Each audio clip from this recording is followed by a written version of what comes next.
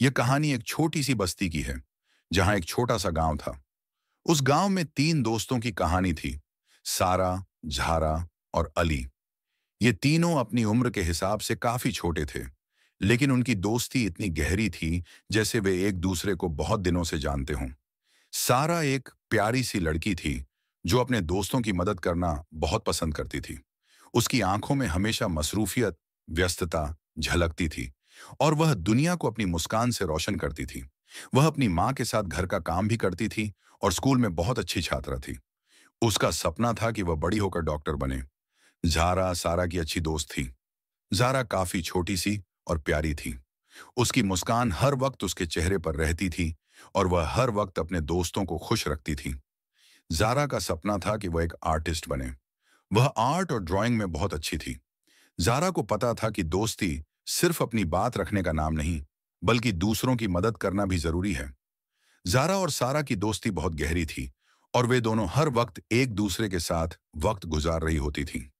अली, जो 12 साल का था, वह सारा और जारा का अच्छा दोस्त था। वह एक शर्मीला और थोड़ा संकोची लड़का था। अली को किताबें और कहानियों का शौक था, लेकिन वह कभी भी अपनी बात ज्यादा नहीं करता था। उसका सपना था कि वह एक लेखक बने। अली भी अपने दोस्तों का बहुत ख्याल रखता था, लेकिन वह कभी अपने जज्बात ज्यादा इजहार नहीं करता था। एक दिन सारा, जारा और अली अपनी स्कूल की लाइब्रेरी में बैठे थे। वहां एक महत्वपूर्ण प्रतियोगिता होने वाली थी। यह प्रतियोगिता स्कूल के लिए बहुत जरूरी थी, क्योंकि जीतने वाले को एक खास इनाम मिलने वाला था।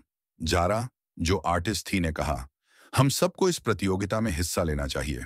मैं आर्ट का प्रोजेक्ट बनाऊंगी और तुम दोनों किस चीज का प्रोजेक्ट बनाओगे? सारा ने सोचा और कहा, मैं एक हेल्थ अवेयरनेस का प्रोजेक्ट बनाऊंगी। हमारे गांव में लोग बहुत सी बीमारियों से जूझ रहे हैं। मैं उन्हें बचा सकती हूँ। अली थोड़ा हिचकिचाया और फिर बोला, मैं अपनी लेखनी के जरिए लोगों को प्रेरित करना चाहता हूँ। मैं एक शॉर्ट स्टोरी लिखूंगा। दोस्त एक दूसरे के आइडियाज को पसंद कर रहे थे, लेकिन एक छोटा सा दुविधा था। एक दिन अली ने अपनी शॉर्ट स्टोरी लिखनी शुरू की, लेकिन उसे लिखने में मुश्किल आ रही थी।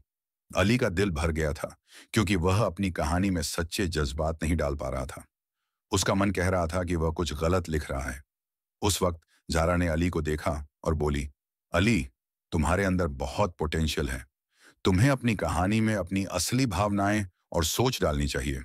तुम्हारे लिखने का तरीका और जो तुम सोच रहे हो, दोनों बहुत जरूरी हैं। सारा भी समझ गई कि अली को अपने जज्बात दिखाने का हक है।